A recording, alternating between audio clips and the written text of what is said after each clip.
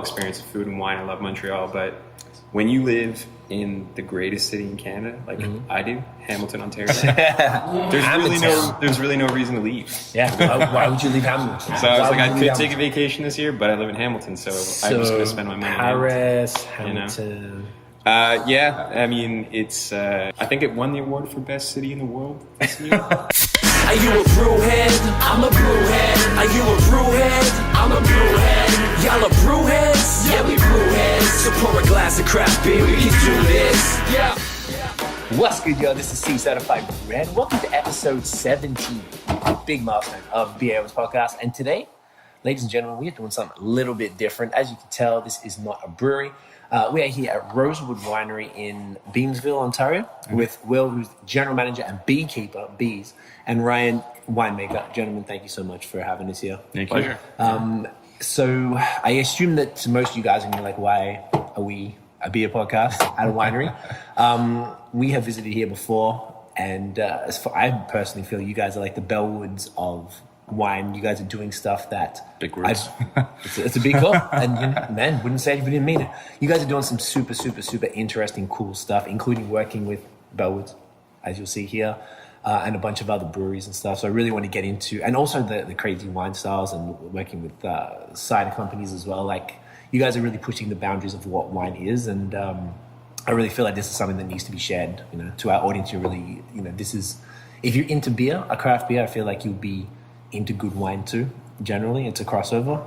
It's about flavor at the end of the day, right? That's it. If you like flavor, you like good food, you like good everything, it all kind of comes together. So we have a lot to talk about, and clearly we have a lot to get through. Mm-hmm. So maybe we'll start with cracking something. Yes.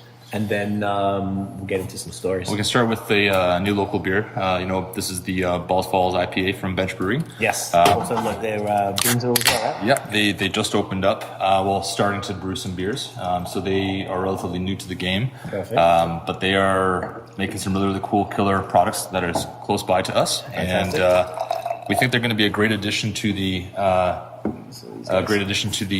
just to the area, right? Yeah. To the actual region itself. They have some really big plans for what they want to do with the beer garden and just the style of beer they want to make and stuff. I think it's going to be awesome. And they seem just like really cool people. They really want to work with local producers, work with local wineries and farmers, and make some awesome product. And you can't argue with something like that. Not at all. Right. Yeah. No, absolutely. And you guys have definitely got some plans to be collaborating with them In the future, yeah. In the future? Yeah, we'd love to. Yeah. And I mean, like, to touch on what Will said about expanding with the wineries, their fooders that they use for fermentation actually were previously used by a winery in Niagara. Yeah. So there's already a tie-in to what they're doing. Of course, they're in the region, right?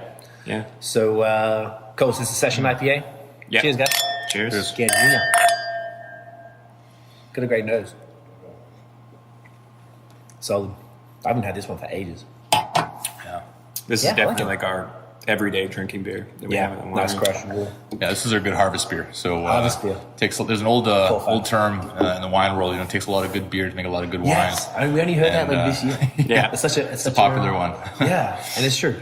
It's so true. At the end of the day, we're working with wine, and if you've heard some of the horror stories of harvest in terms of the hours and days that we work, and this year was no exception to that rule. Like I said, I just saw his shaved-faced, shaved For the first time. It's crazy. But It's kind of scary. yeah, it's you're dealing with grapes and wine and talk and decision making, and you're worried about grapes that are rotting on the vines, or you're worrying about the weather coming and all this stuff, and worrying about fermentations that are happening and stuff. And there's only so much of that wine talk you can take. Yeah, and you need an to break outlet. it So up. beer is a great outlet for it, where it's just like, let's just crush a beer. And so it's really around often, and we have a lot of fun with that for sure. Fantastic. And you guys, would you consider yourselves like craft beer people? Absolutely. Yeah. Totally. This goes hand in hand, or is it something that was like a separate? I think it was, when you're into wine from a younger age too, and you're spoiled with so many options around you, you want to just continuously taste and try new things. So I think, our generation is much less brand loyal than previous generations. Definitely and instead, it's more about trying to always try new things, new styles that you may not have known about or that you think you wouldn't like. Because just like wine, you never write off one grape, say, I don't like Chardonnay.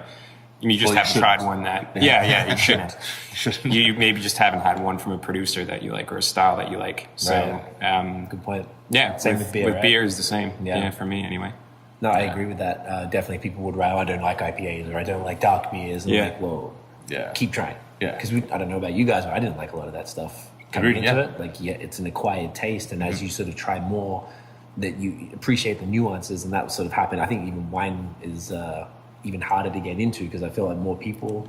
I find it's a little more intimidating. Yeah. Definitely, yeah. It's not, beer is a huge topic to talk about. You know, there's so many different styles of beer from around the world and regions, and new ones coming up every single day. With wine, you're talking about thousands of grape types. You know, narrowed down to a couple key dozen types of grapes as varietals, and then the styles of those that are coming into. But you look at a wine list, and the problem with looking at a wine list at a restaurant is that they can be formatted completely differently. Right. From one list There's to a no different. And so, consistency. yeah, there's none between restaurant to restaurant. So I think that as a topic, wine is very misunderstood by the general consumer. And so they're very intimidated by it. And they feel almost like they don't want to engage in it more. So they just don't. And Right. that's an intimidating factor to it. So it's something that I think that we need to try as an industry and as producers and consumers alike work towards fixing that, or to working towards a better resolution of that. Right. That's why I like what we're doing for products, is that we're trying to be really casual about it. We're trying to be really inviting. We want people to come and to taste and to learn, and we don't want to use big words or descriptors like quince or something like that no one knows. Like, Who knows what a quince tastes like? exactly, like you don't need to describe wines in such a way that no one can understand. That Right. pushes people away. You want to bring people Very in. true. That's why, like, we wear plaid and we're just simple people trying to make delicious product in a very serious way, but have fun while we're doing it to attract people to the industry. 100%. That's what I'm really all about. That's fantastic. And when we actually, now you mentioned when we met Ryan in July, you were wearing a Stone City hat. We're like, Yeah. all right, this is going to go down nice. Yeah. So one question before we sort of get into your personal stories, this is one thing I've thought of before, that I feel like craft beer is kind of, beer's always kind of been like the common person's drink and always sort of looked down upon to a degree in the last, arguably in Ontario or Canada in general, in the last 5 years. I've been into it about 7, so I'm still a newbie in comparison, but it's just skyrocketed as far as the styles, as far as, how many breweries there are, and, almost every person I know is sort of at least dabbled. Yeah. And it seems to have potentially overtaken wine as far as like in the complexities and the sort of the variances and all the different crazy stuff that breweries are doing, whether it's worldwide or locally. So do you guys feel that, like, you guys are the closest thing we've felt to, and I'm not just saying this because we're sitting here with you, like, Tiff has a wine blog, Liquid Happiness, that, you guys are already speaking about before, you guys was chatting online before, and I can't remember if we tried any Rosewood stuff beforehand. We just came in for the first time because we were like, finally, because of Instagram. Okay, because your Instagram is lit. Follow Rosewood. Instagram is fantastic. So when we came in, every time we come to Niagara, we always sort of feel like we always learn something, always come out with some new information, and always find. And you guys are just like really grabbed us with. I mean, there was the beer connection for me personally, and then because we've been in so many breweries when we came back, and Ryan gave us the tour, and like jumping up on the barrels and mixing stuff. Like, man, this is crazy, and it just really felt like you guys have this energy about you that are. I haven't really seen in a lot of places. So do you guys feel that, like, is wine starting to be like, shit, like beer is like killing us right now because it's for everyone, and then wine, and it's traditionally a little more, for lack of a better word, like pretentious, and like you said, a little bit like there's a hard to sort of get past that barrier. Do you guys feel that maybe wine is now like, all right, guys, this time beer is starting to like get a grip, we have to start to innovate more? Personally, I think for me, it's always just as a winemaker trying to approach things we're a young industry. I myself and William, we studied wine, but we're both young. There's so much to learn and taste that now we have the opportunity to play around with it and try to understand where brewers, Keep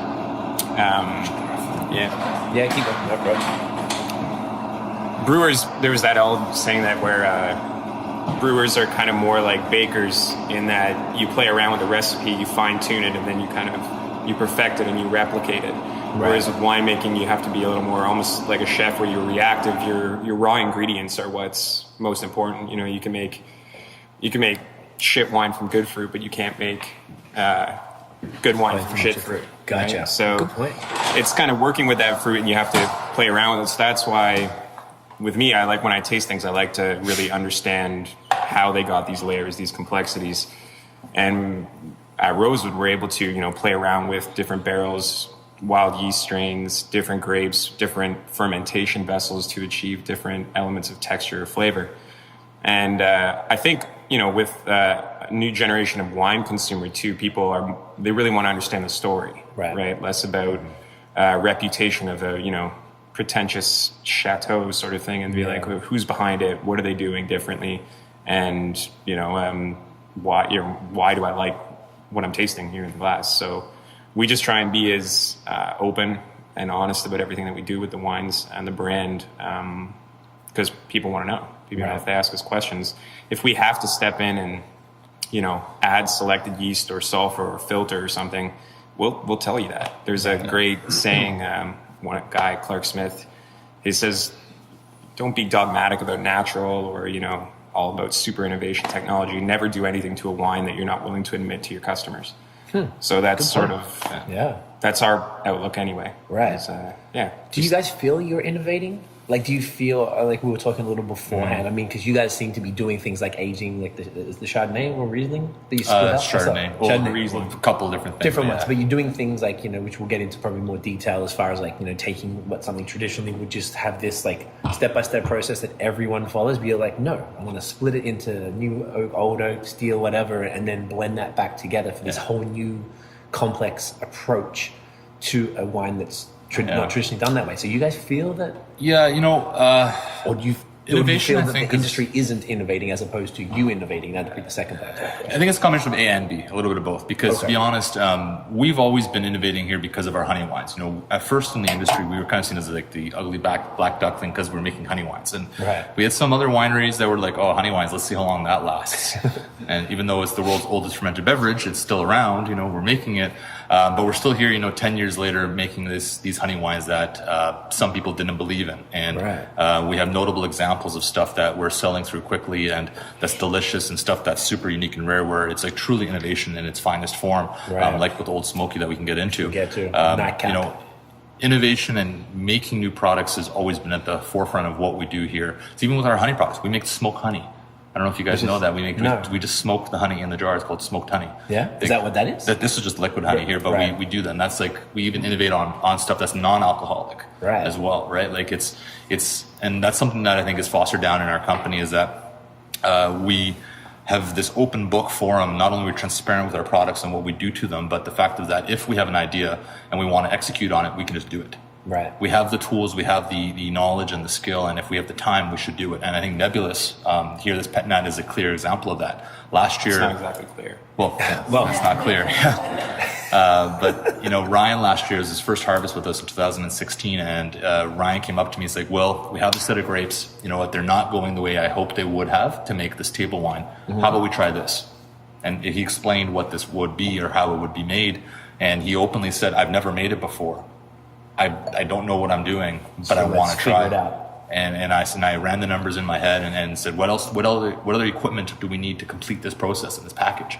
And we ran the numbers and we said, okay, you know what? If this works, this works. If it doesn't, we at least hopefully learned a thing or two. And we went for it, and we had this product that we ended up selling out in, I think it was like 6 or 7 weeks. That was awesome. And to date, I still think it's the most Instagrammed, Facebooked, and Twittered label that we've ever produced, and it's one of the smallest run labels that we've ever made. Amazing. So I think that is something really interesting to look at, to see how people enjoyed it and for what it actually was.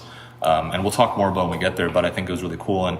And as a producer, I think it's important when we work with a winemaker, especially someone like Ryan, who's so passionate about making interesting and cool products, because he also wants to learn more about wines, is that we don't refrain him from doing so. If we clip his wings and we don't allow him to really to stretch and to run with something, then he's going to get bored. Of course. And then that's where innovation stops. And so, we never would have tasted this, and we never would have tasted this, we never would have had this or Old Smokey if we had this closed mind mentality of saying, oh, you know what, we only do things this way, we're not going to experiment and play with new things, and that's it. But we don't have that idea here. Let's crack the next one. Are we going to go to Nebulous, or do you want to go to... Let's go to Cutting Bells. Cutting Bells. Cutting Bells, no, you're right. Sorry, I keep calling Cutting Bells. So let's talk about how this collab came about. So this one impressed me greatly because, Bellwoods collaborated with Trillium out of Massachusetts. And you guys were part of that, Brad. Can you tell us how this one came about? Because this was a huge deal for Canada, period. Yeah. To be able to... Yeah, it's the first, isn't it like one of the first cross-border or international beer collabs that happened? It potentially could have been. I think more the deal with... you guys want a little bit more? This is gold. We can't waste a drop. So how did you guys... Because you guys provided the honey for it. Yeah, so... cheers. Cheers. Cheers, guys. This is still held up really well. Yeah. I think I prefer this now after a little bit bit more. longer, right? Yeah. I can taste the honey more. I feel like it's got this different profile now. Break Luke and I originally met a while ago actually at West Avenue Cider. So that's this place here, the cidery that we also work with, and where we buy some heritage cider juice for some of our own products. And I was chasing tequila barrels from him back in the day, and that conversation kind of just stalled and stopped and never went anywhere. And then eventually I just messaged him. I got his email from Chris, so the guy behind West Avenue, because I was looking for something else. I can't remember what it was now. And the conversation went to honey, and he said he wants honey. So I said, okay, here's honey.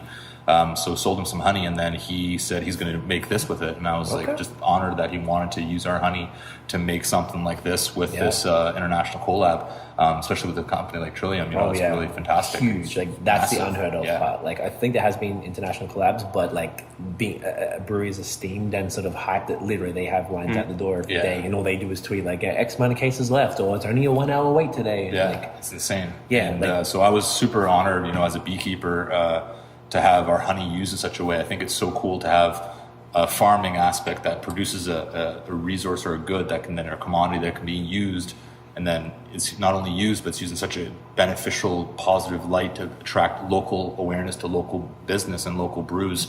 It's just really, really cool. I think it's fantastic. And so that's kind of where it all went from there. And then from there, the Bellwoods connection with Luke. Luke and I talk regularly now, every so often, about what he's going on, what he's doing in his cellar. He's wondering what we're doing here because he wants to use grapes that we have, or grape skins after we're done fermentation with them and all this kind of stuff. He's got a lavender and honey beer that he's working on. It's already finished and bottled. It's going to be a spring release. With our lavender, our lavender, So we grow culinary and French lavender. So culinary is the English lavender. French lavender is the aromatic Provençal style lavender.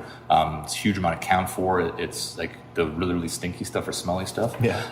So we provided English lavender for him because that's what he wanted to use for it. And he made this awesome beer. It's a little bit higher in the alcohol scale, but they're going to play with it a bit. But they've got it bottled and dialed in, and it's going to be. He said it might be even a late January release. So by the time you see this will probably be around the same time. So possibly, check out Bellwoods, guys. Yeah, it'll be fun. Right. I'm excited to try it in its finished form because I had it in a raw form, and it was really, really cool because I've never had lavender in such a way. The next VQA wine that we have. Are we going to switch it up? Do you think? What do you think we should taste first? Do you want to get that? Try that first. Yeah, we have some interesting stuff, folks. Yeah. Actually, no. Let's try this one first because this one's weird. I haven't tasted, so I don't know. All right.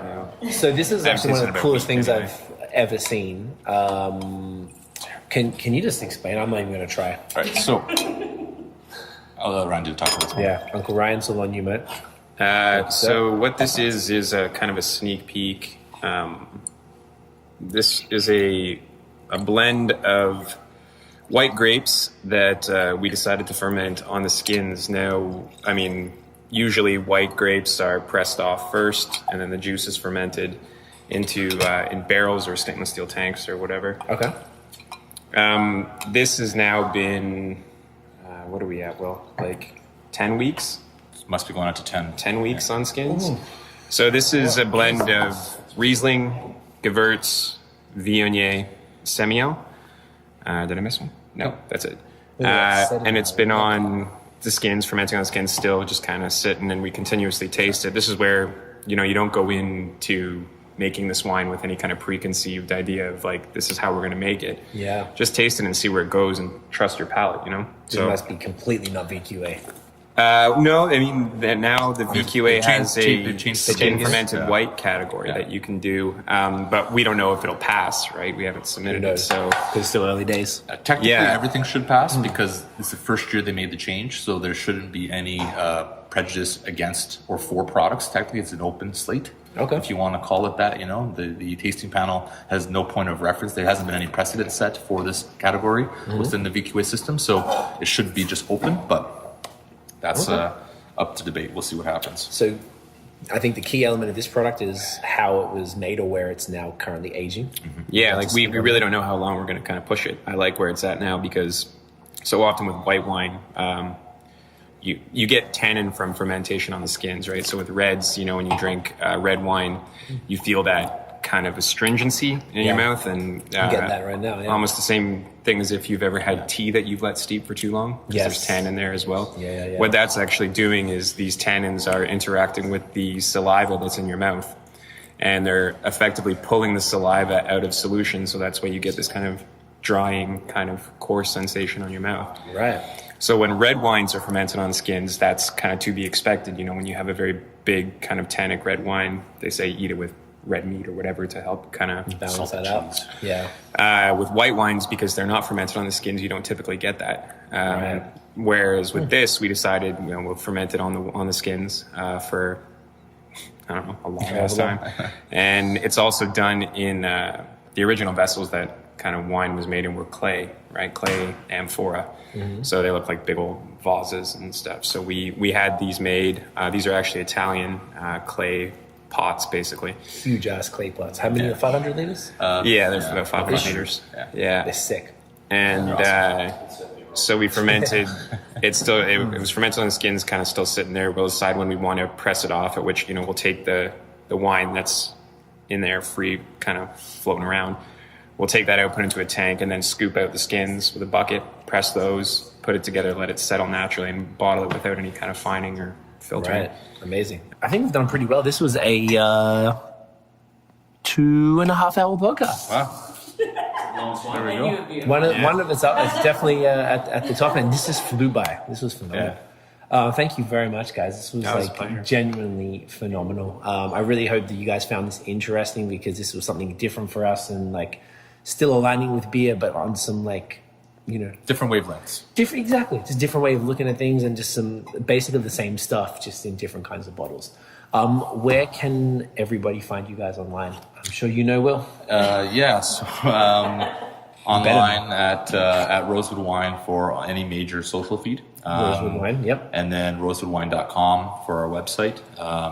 Fantastic. And our website at Rosewood Wine has all the way to find us and contact us in any kind of email format or whatever. It's a mailing list people can join to Mailing find out list, what's popping. There's newsletters. We try Fantastic. and keep that really low key, so people aren't being overloaded on a daily basis, of because course. that's nauseating. No, We it's don't want annoying, that. And we want to offer, have it as an advantage to being part of it to some extent. Of course. But we want people to come taste and to believe. We want people Yeah. to come have not as much as an in-depth experience as this, but if we have the time, we will give people such an experience, because tasting is believing. Yeah. And we've stood Amen. by this since the beginning. And That should be a t-shirt. yeah. Tasting is believing. Could be the episode name. There we go. Next one. And I really stand by that. I think people need to come to wine country because, Yes. most often we're small producers and we want to just share our stories, share the products with people, come learn and enjoy and taste, and go from there. Make your own decisions. That's all up to everyone, but come explore and at least give it a shot. 100%, man. And as a beer person, and we come here multiple times a year specifically for those reasons, to meet people like you guys. And we had a fantastic experience with Ryan when we hung out. I hadn't been, because we've been in breweries for so long, I hadn't got to see the back end of a winery for the longest time, and I was like, oh man, this shit is crazy. It's just, it's the same thing, but it's different in this more hectic way, and it was very much in alignment with beer. And I feel like if you are into beer, you absolutely appreciate what you guys have to offer, with this range of stuff today. This is I've never seen, there's no winery that I've ever personally seen can offer this level of variation in products. It's a broad range for sure, and I think that versatility or the offering allows us to hopefully find that any consumer can find something that they like. Yep, that's something that's 100%. really cool to see. And all the folks we've met, working in the cellar door there, and everyone knows their stuff, and they can talk you through whatever you need. Even before we met right with Ryan, we had a bunch of tasters, and they were helping us through. It's a pleasure, and there's a whole bunch of great stuff in this area as well, whether it's breweries and wineries, and you just really can't go wrong. So thank you again, guys. I really Thank you, appreciate it, thank man. you. Like this was really something different for you. us, and I Pleasure. appreciate you taking Yeah. the time. This was fantastic. So, guys, if you enjoyed the episode, give us a thumbs up. If you listen this far, this was lengthy as shit. You know, you're going to give us a thumbs up. Hit subscribe below wherever that is. Hit the notification bell. Follow us on social media at BAOS Podcast, and check out the long form audio so you can hear from very attractive, somewhat bearded gentlemen like this. And you know, on Apple Podcasts, on iTunes, so it's the same thing. On Stitcher and TuneIn and Google Play and all that good stuff. That is it, guys. Thank you so much. Get it in ya.